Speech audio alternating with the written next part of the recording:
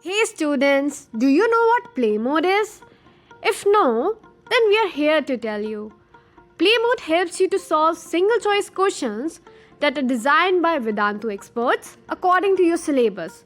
By solving those, you can ace the daily, weekly, and monthly leaderboard and get a chance to win lucrative rewards and scholarships.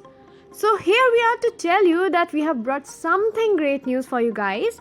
So as we know, exams are near, so no worries, we are back with the revision challenges for you.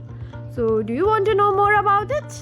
Yeah, so basically we have designed a timetable for you which you can check by yourself in the app itself.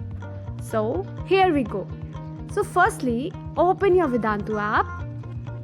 Here you can see a play type icon. Tap on that now. Just scroll down a little and now you can see here this other Vedantu offerings.